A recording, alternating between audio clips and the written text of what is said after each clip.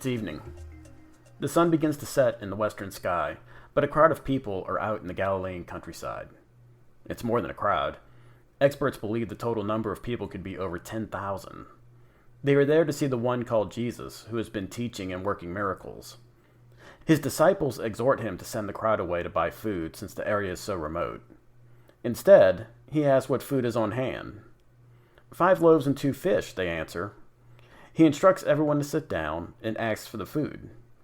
Giving thanks to God, he breaks the loaves and tells his disciples to pass them out to the people. Having complete faith in Jesus, the men begin to pass out the food, and it never runs out. Everyone, men, women, children, all have their fill, and 12 baskets are left over. Only then does Jesus send the crowd away. Hello again, and welcome to the next episode of Bible Backdrop. Today, I'm going to start a series that looks at some of the aspects of daily life of people in the Bible. Today's episode is going to be all about the food. What did people eat in Bible days? While this may not seem like a big deal, it's usually the little things that help us understand some of the bigger stories. First, we're going to start not with food, but with drink. There was a limit to the types of drinks available to people. The most common were water, wine, and milk. Water could come from either a well or a spring. Spring water was preferred, as it was always fresher than well water due to the constant movement. Wine was very important to Jewish culture. In Numbers 15:5, it was even used as part of the offering. Quote, "With each lamb for the burnt offering, prepare a quarter of a hin of wine for a drink offering." End quote. From our Bible math episode, remember that a hin was between 1 and 1.5 gallons, so a quarter hin was about a quart. Since wine was considered sacred, it must be kosher, touched by Jewish hands only. It was always red. There was no white wine at this time. It had a deep red or purple color and looked like blood. Like today, the quality could vary greatly, and it was consumed from either a metal or earthenware mug. Finally, milk was also used, but not as often. Cow's milk was rare, so most people drank milk from a ewe lamb or a goat.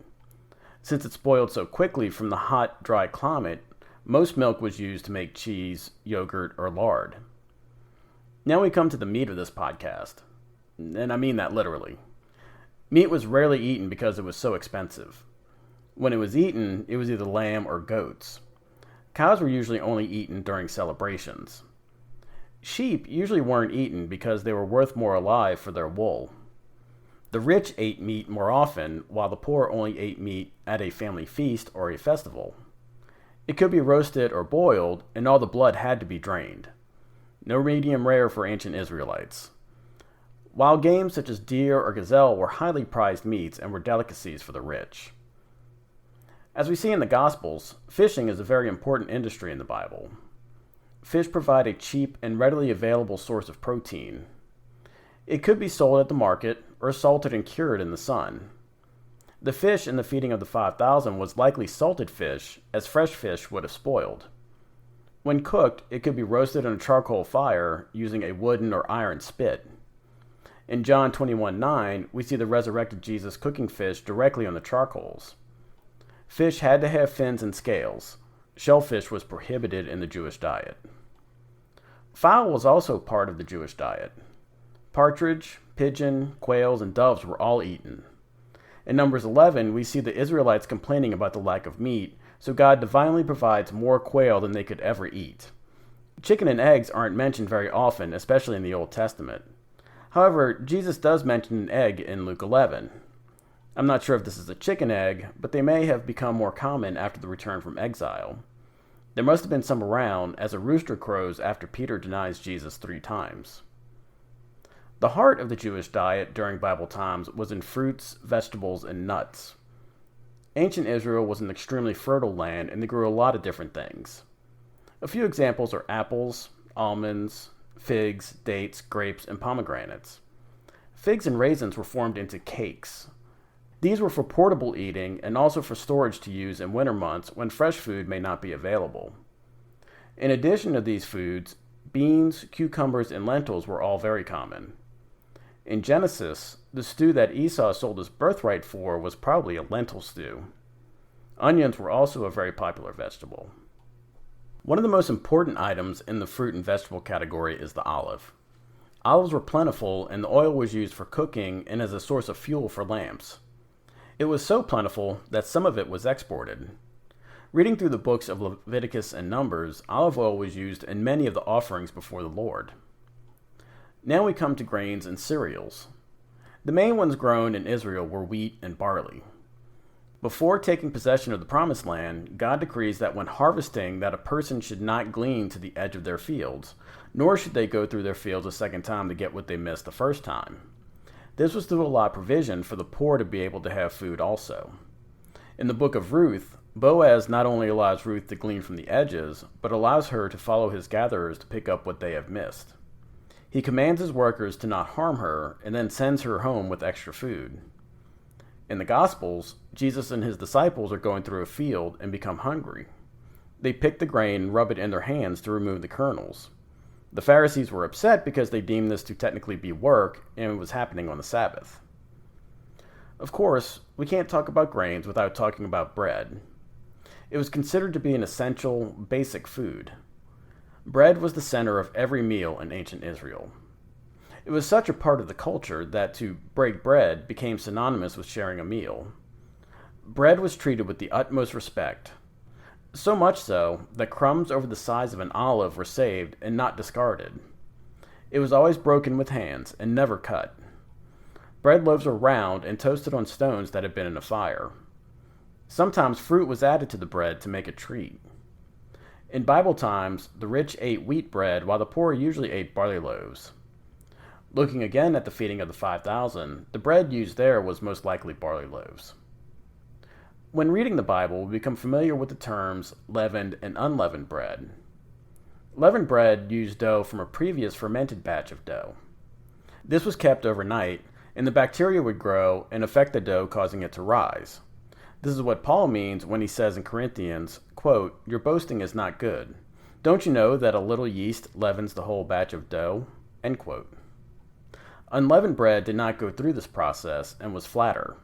It could be made very quickly and was the quote-unquote bread of haste recorded in Exodus and used at Passover. It was so central that Passover was often called the Feast of Unleavened Bread.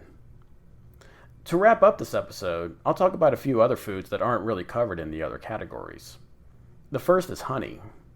This was a common sweetener as bees were kept domestically, but it was often found in the wild.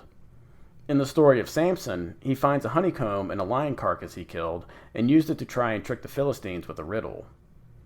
In 1 Samuel 14, Saul makes a foolish vow to kill anyone who tastes food before his enemies are beaten. His son Jonathan finds some wild honey and eats it since he did not hear of his father's command. Next, spices were often used in cooking. Some were common and readily available, while others were expensive because they had to be imported. In his rebuke of the Pharisees, Jesus talks about them tithing their mint, dill, and cumin while neglecting justice and mercy. The main spice that was readily available was salt. With its location near the Dead Sea, salt could easily be extracted and used as a spice or preserving. When Jesus talks about salt losing its saltiness and being trampled by men, this may seem like a strange example to us, but people in Israel at that time understood what he was talking about. When salt couldn't be used as a spice or a preservative, it was used on the ground around the temple during the rainy season.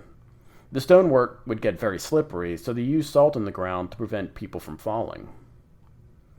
Finally, we come to a food source that may make some people cringe: locusts. John the Baptist was known for eating locusts and wild honey, and apparently this was not a terribly uncommon food. One ancient Jewish document identifies over 800 different types of locusts. The head, legs, and wings were removed, and it was often cooked in salt water. They had a shrimp-like texture and color. They could also be fried in hot oil. And on that note, that wraps up another episode of Bible Backdrop. Thank you again for listening, and I hope you enjoyed talking about food in the Bible. As always, if you would like to get in touch with the show, you can email me at biblebackdrop@gmail.com. Word of mouth is still the best way for this show to reach new listeners, so tell a friend and have them subscribe. You can get it on Apple Podcasts, Spotify, and Stitcher.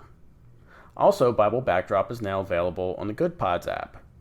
If you haven't already, please leave a 5-star rating and review, as this will help greatly with moving the show up the ranks. Thanks again and have a wonderful week.